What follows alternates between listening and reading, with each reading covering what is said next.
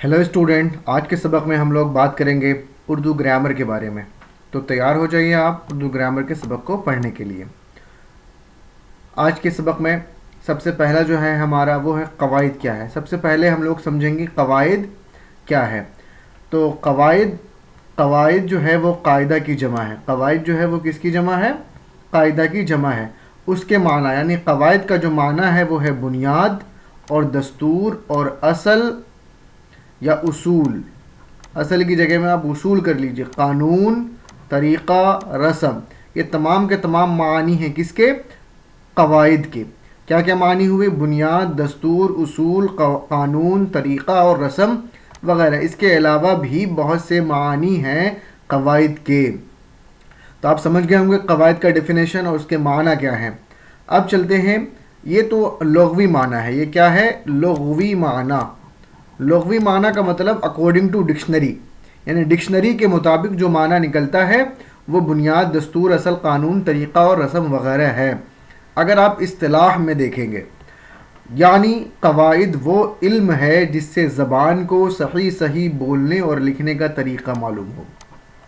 या आप किसी भी ज़बान के ताल्लुक़ से समझ सकते हैं, ज़रूरी नहीं कि उर्दू ज़बान को। अगर आप ग्रामर का डेफिनेशन देखते हैं उसका भी मतलब यही होगा कि आपको ज़बान यानी कोई भी ज़बान को सही सही बोलने का और लिखने का तरीक़ा मालूम होता है, उसे उस किसके माध्यम से, किसके ज़रिए? तो कवायद के ज़रिए। तो आपको समझ में आ गया होगा कि इस्तिलाही तारीफ़ क्या है। कवायद वो इल्म है जिससे ज़बान को सही सही बोलने और लिखने का तरीक़ा मालूम हो, उसे हम कवायद कहते हैं।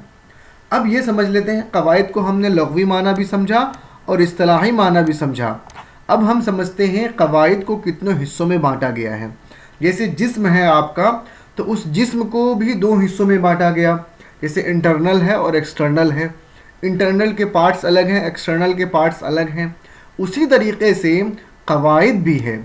कोई भी चीज़ होती है उसकी कुछ शाखें, उसके कुछ ब्रांच, उसके कुछ टाइप्स होते हैं जिससे उसको अलग तरीक़े से समझने की गुंजाइश होती है।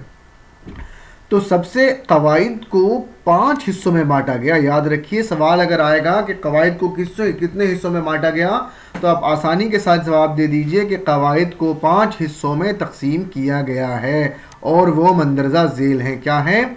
सबसे पहला आपका है इल्म हिज्जा, दूसरा है आपका इल्म सर्फ, तीसरा है आपका इल्म नौ, चौथा है आपका इल्म उरूज और पाँचवा है आपका इल्म बलागत।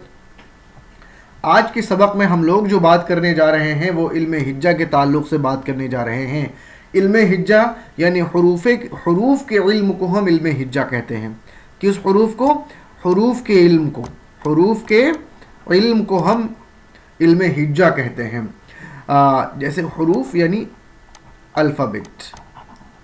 अल्फ़ाबेट जो भी होता है। जैसे आप लोगों ने इंग्लिश के कवायद में पढ़ा होगा, इंग्लिश के ग्रामर में, कि सबसे पहले अल्फ़ाबेट होता है, उसके नीचे उसी से बनता है वर्ड्स, उसी से बनता है सेंटेंस। इसी तरीके से तो अल्फ़ाबेट का जो इल्म है, जैसे अल्फ़ाबेट वोवेल है, सेमी वोवेल है, कॉन्सोनेंट है वगैरह वगैरह, उसकी शक्लें पहचान लेते हैं। जैसे अगर आपके सामने ये आया तो आप आसानी के साथ बता सकते हैं कि ये के है।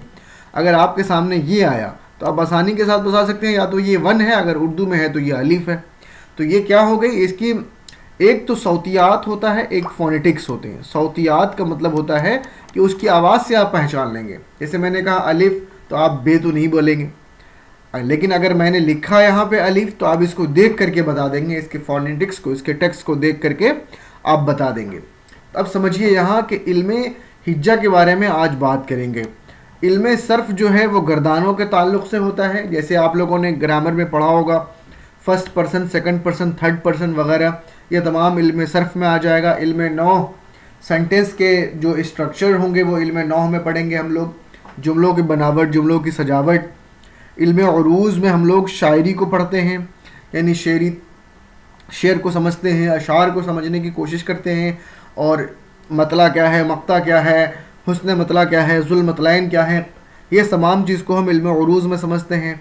और इल्म बलागत में हम लोग तशबीह है, इस्तिआरा है, किनाया है, मजाज है, मजाज मुरसल वगैरह वगैरह को हम इल्म बलागत में समझते हैं। तो चलिए, ये तो बात की बात है। ابھی ہم لوگ جو دیکھیں گے وہ علم ہجا کو دیکھیں گے. آج کے سبق میں ہم لوگ کس کو دیکھیں گے؟ علم ہجا کو پڑھنے کی کوشش.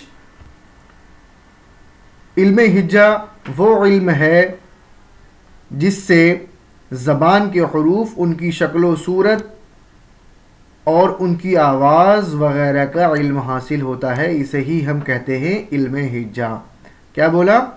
وہ علم ہے جس سے زبان کے حروف، میں نے بتایا تھا آپ کو حروف کے بارے میں جانکاری ہو، ان کی شکل و صورت یعنی ان کی بناوٹ، ان کی آواز کا علم ہو، صوتیات اور فونیٹکس کا علم ہو، اسے کون سے علم سے ہوتا ہے؟ وہ علم ہجا کا علم ہے.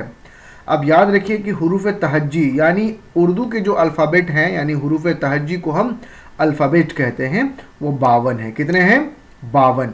اب حروف تہجی کی بھی 2 قسمیں ہوتی ہیں. الفابیٹ جیسے آپ لوگوں نے پڑھا ہوگا وویل اور کنسننٹ ہے، کنسننٹ، اسی طریقے سے حروف تہجی کی بھی 2 قسمیں ہیں، مرکب یعنی ملا ہوا، مفرد یعنی اکیلا اور تنہا.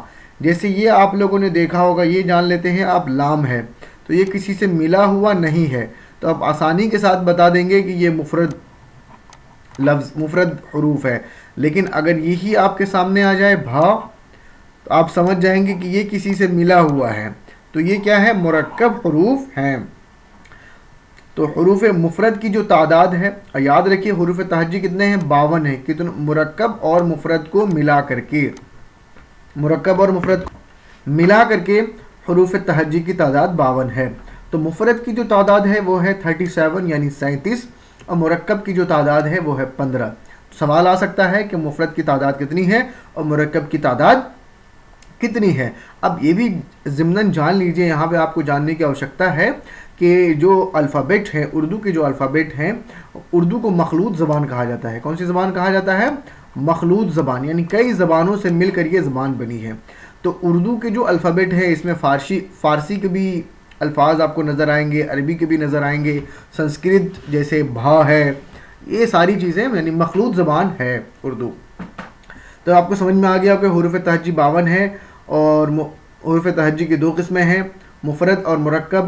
مفرد کی تعداد 37 ہے اور مرکب کی تعداد 15 ہے. اب سمجھتے ہیں کہ حروف جو ہوتے ہیں ان کی شکلوں کے اعتبار سے آپ کیسے سمجھیں گے، کیسے پہچانیں گے کہ یہ کیا ہے. تو حروف منقوطہ سب سے پہلے سمجھتے ہیں. حروف بھی کئی حصوں میں بٹے ہوئے ہیں. تو سب سے پہلا آتا ہے حروف منقوطہ. حروف منقوطہ وہ حروف ہیں جن پر نقطے ہوں، یعنی وہ حروف جس پر نقطہ ہوتا ہے اس کو ہم حروف منقوطہ کہتے ہیں. جیسے آپ کو اگر سوال پوچھا جائے کہ قاف حروف منقوطہ ہے کہ نہیں، تو آپ آسانی کے ساتھ جواب دے دیں گے کہ قاف حروف منقوطہ ہے. کیوں؟ کیونکہ اس کے اوپر نقطہ آیا ہے. جیسے اب ضروری نہیں کہ اوپر، نیچے، بیچ میں کہیں پہ بھی ہو، نقطہ ہو تو وہ حروف منقوطہ ہے. جیسے اگزامپل کے طور پہ آپ یہاں دیکھ سکتے ہیں با، پا، تا، جیم، چا، خا، دال وغیرہ.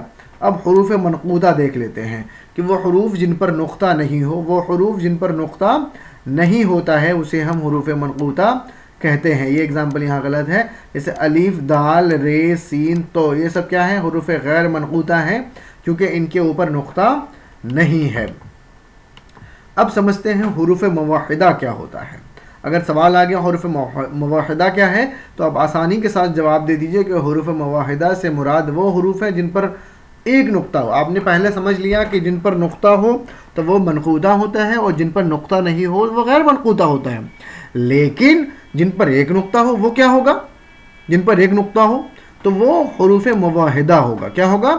حروف موحدہ جن پر ایک نقطہ ہو. جیسے الف کے اوپر ایک، بے، نون، ان پر ایک نقطہ ہے تو وہ حروف موحدہ.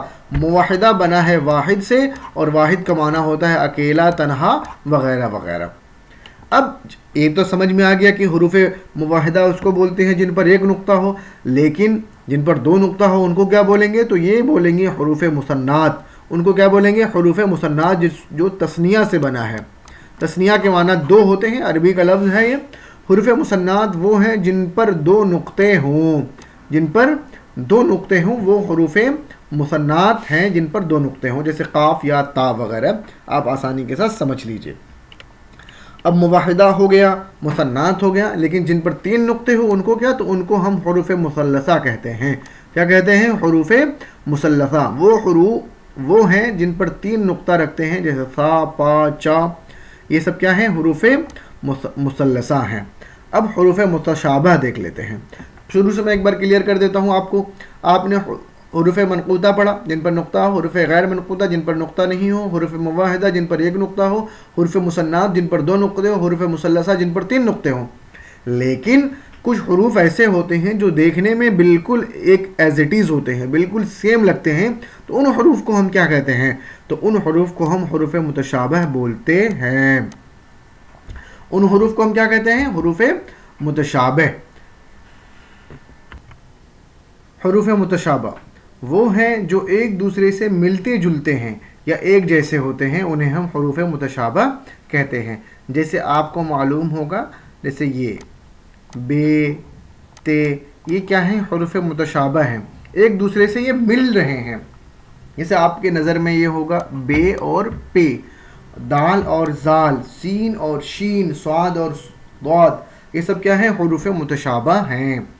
اور غیر متشابہ وہ حروف ہیں جو آپس میں نہ ملے، جیسے صاد، دال آپس میں نہیں مل رہے ہیں، اسے ہم غیر متشابہ بولیں گے. غیر متشابہ وہ ہیں جو آپس میں مختلف اور جدا ہوتے ہیں، اسے ہم غیر متشابہ کہتے ہیں، جیسے با اور جیم وغیرہ وغیرہ. اب سمجھتے ہیں حروف علت. حروف علت کے بنا کوئی بھی جو ورڈ بنتا ہے، کوئی بھی جو لفظ بنتا ہے، حروف سے مل کر کے لفظ بنتا ہے. کیا بنتا ہے؟ لفظ. اور لفظ سے مل کر کے بنتا ہے جملہ. لفظ سے مل کر ہی جملہ بنتا ہے. تو یہاں جو حروف، کوئی بھی حرف جو ہے بغیر حروف علت کے ممکن ہی نہیں ہے وہ بنے. بن تو جائے گا، جیسے قمر ہے، لیکن موسٹلی جو انگلش کے جیسے واول ہوتے ہیں اے ای آئی او یو، ویسے ہی اردو میں اگر کوئی ہے تو وہ ہے حروف علت. حروف علت ایسے حروف جو دوسرے حروف کی آواز ادا کرنے میں مددگار ہوتے ہیں، اسے ہم حروف علت کہتے ہیں. یعنی وہ خود تو اس کا وجود نہیں ہوتا ہے، لیکن وہ دوسرے حروف کی مدد کرنے کے لیے وہ ضرور آتا ہے، جیسے شاداب، جیسے کامران، جیسے ارمان، جیسے غلام وغیرہ وغیرہ. یہ سب. اب حروف علت کتنے ہیں؟ وہ ہیں 3. اب یاد رکھیے کہ حروف علت کو ہم جب علم عروض پڑھیں گے تو اس میں جانیں گے کہ علم عروض میں، یعنی اشعار کو جب سمجھتے ہیں تو اس میں حروف علت کی کاؤنٹنگ نہیں ہوتی ہے، یعنی ان کو گنا نہیں جاتا ہے کہ حروف میں سے ہیں. لیکن اس کا کام اتنا اچھا ہے کہ ہر حروف کے لیے آتا ہے، اس کو ایک با معنی کر دیتا ہے، اس کے اندر ایک اچھی آواز لا دیتا ہے، لیکن یہ گنتی میں نہیں آتا. تو آپ کو سمجھنے کی آوشکتا ہے کہ حروف علت جو ہیں وہ 3 ہیں جو دوسرے حروف کی آواز کو ادا کرنے میں مددگار ہوتے ہیں، اور وہ صرف 3 ہیں، الف، واو اور یا.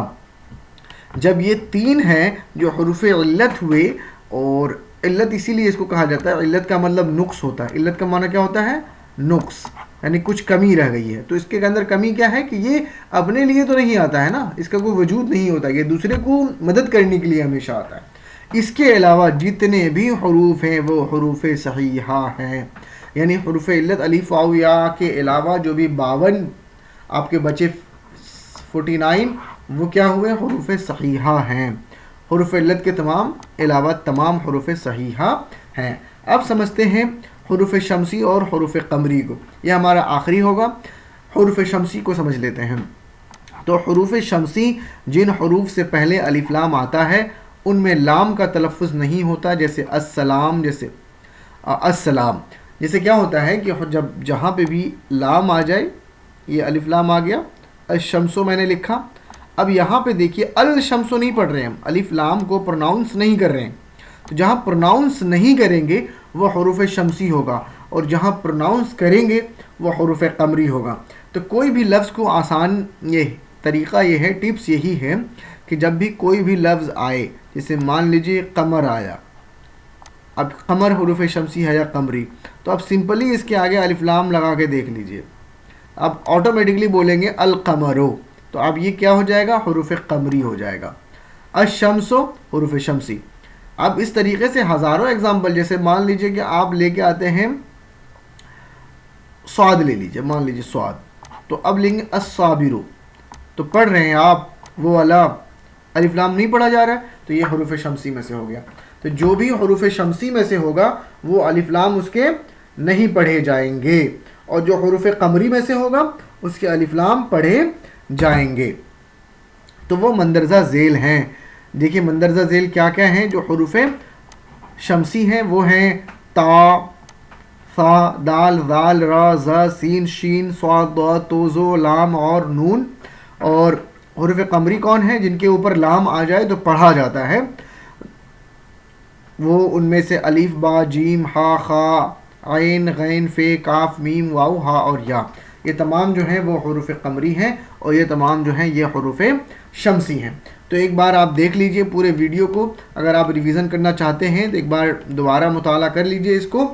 اور یہاں تک تھا آج کا, یعنی علم حجہ کے بارے میں. اور ایک بس ٹاپک ہے, وہ ہے اعراب کا ٹاپک, جو آج ہی ختم کریں گے ہم لوگ, ابھی ہی ختم کر دیں گے.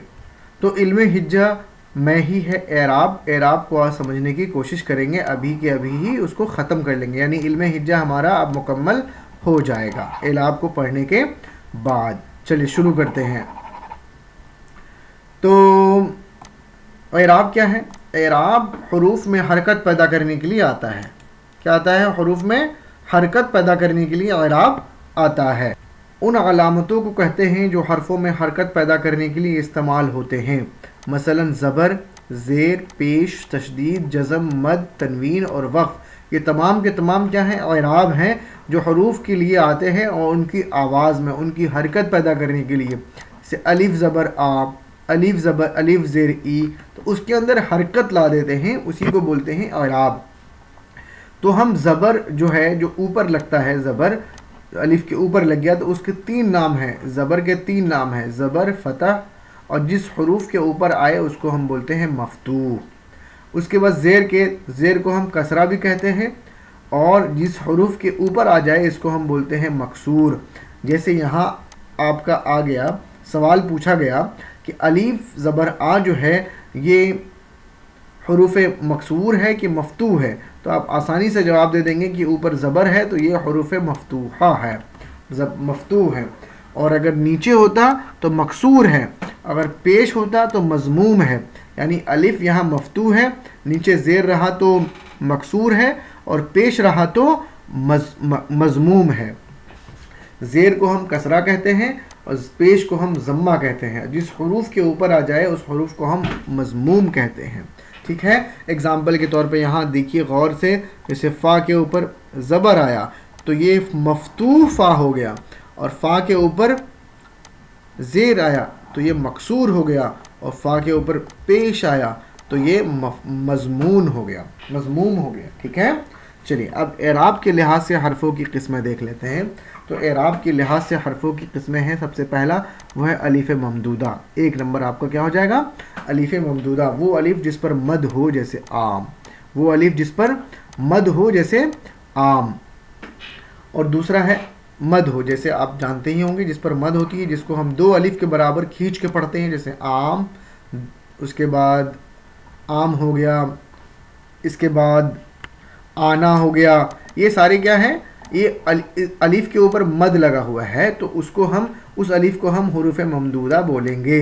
جیسے یہ الف ہے تو اس کو ہم حروف ممدودہ بولیں گے. اگر اس کے اوپر زبر ہوتا تو ہم اس کو حروف مفتوح بولتے, لیکن مد لگا ہوا ہے تو حروف مفتوح بولیں, الف ممدودہ بولیں گے اس کو.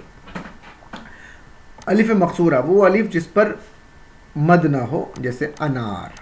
انار ہے, اس کے اوپر مد ہے نہیں ہے.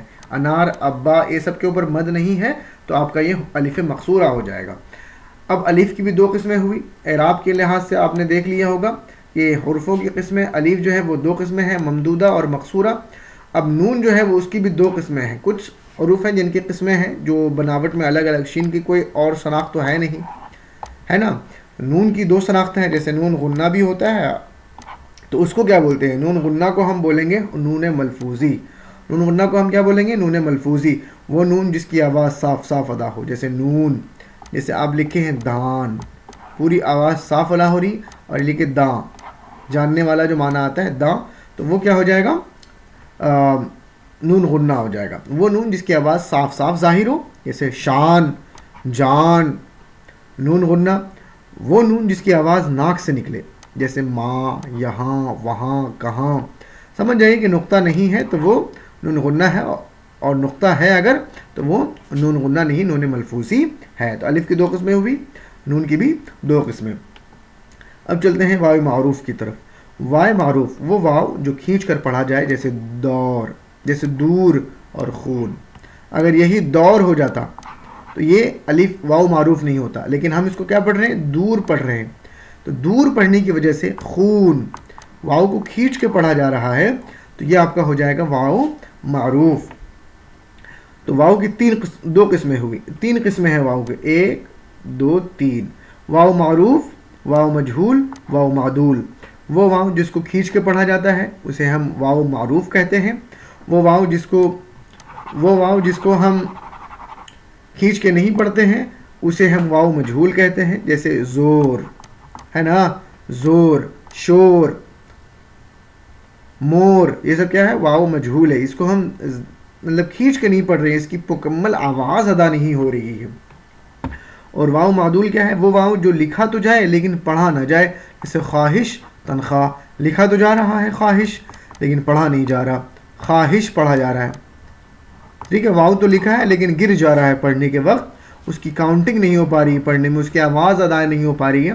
تو اسی لیے تنخواہ، تنخواہ بولتے ہیں، تنخواہ. واو کی الفاظ، واو کا جو تلفظ ہے وہ یہاں نہیں ہو پا رہا ہے، تو اسی لیے اس کو بولیں گے وائے معدولہ، جس کی واو کی آواز نہ ہو، جو لکھا تو جائے لیکن پڑھا نہیں جائے، اسے ہم وائے معدولہ کہتے ہیں. اس کے بعد آتا ہے ہائے ملفوظی.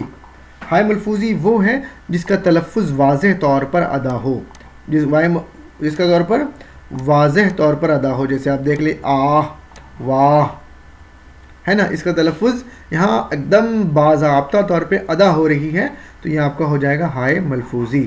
اس کے بعد آتا ہے ہائے مختفی. ہائے مختفی وہی ہے جس کا تلفظ واضح طور پر ادا نہ ہو. جیسے زمانہ، یہاں پہ زمانہ جو ہے لیکن اس کا تلفظ الف کے اوپر آ رہا ہے، زمانہ. گھرانہ، نشانہ، یہ سب الف کا تلفظ ہے، مکمل طور پہ ہا کی تلفظ ادا نہیں ہو رہی، اسی لیے ہم اس کو ہائے مختفی کہیں گے. آخر ہے ہمارا یا معروف. کیا ہے ہمارا؟ یا معروف وہ یا جس کو کھینچ کے پڑھا جائے، جیسے ادریس. ہم کیا پڑھ رہے ہیں؟ اب یاد رکھیے جہاں پہ ڈبل ای آ جاتا ہے اس کو ہم یا معروف کہتے ہیں، اور جہاں پہ آئی آ جاتا ہے اس کو ہم یا مجہول کہتے ہیں، جیسے دلیر. ٹھیک ہے، اور یا معروف جو کھینچ کے پڑھا جائے جیسے ادریس، فقیر، امیر. اور یا مجہول جو کھینچ کے نہ پڑھا جائے جیسے شیر، دلیر، زیر وغیرہ. تو آپ کو یاد ہو گیا ہوگا کہ الف کی 2 قسمیں ہیں، الف ممدودہ، الف مقصورہ. نون کی 2 قسمیں ہیں، ملفوظی اور نون غنہ. واو کی 3 قسمیں ہیں، معروف، مجہول، معدول. اور ہائے کی 2 قسمیں ہیں، ہائے ملفوظی، ہائے مختفی. اور یا کی 2 قسمیں ہیں، معروف اور مجہول. تو یہاں تک مجھے امید ہے کہ ہم نے علم ہجا کو اب مکمل طریقے سے پڑھ لیا ہے. علم ہجا کا جو بیان تھا آپ کے سامنے وہ مکمل ہو گیا، یعنی قواعد کا جو پہلا حصہ ہے وہ ہم نے مکمل کر لیا ہے. انشاءاللہ دوسرا حصہ بھی ہم لوگ جلدی پڑھنے کی کوشش کریں گے. اگر آپ کو ویڈیو پسند آیا ہو تو ضرور سے ضرور لائک کریں اور سبسکرائب بھی کریں. اور شکریہ، تھینک یو. آپ نے پورا پڑھا اور اس کو یاد رکھیے. اس کے ریگارڈنگ آپ کو کوشچنس بھی، سوالات بھی دیے جائیں گے، اس کو بھی حل کرنا ہے. اور اسی قواعد میں سے آپ کو 40 نمبر آسانی کے ساتھ، 100 میں سے 40 آپ کے قواعد میں سے پوچھے جاتے ہیں، آپ کو آسانی کے ساتھ حل کرا دیا جائے گا، اور آپ کو ممکنہ طور پہ 40 میں 40 نمبر آنے کی کوشش کی جائے گی. شکریہ، تھینک یو. خوش رہیں، آباد رہیں، مسکراتے رہیں.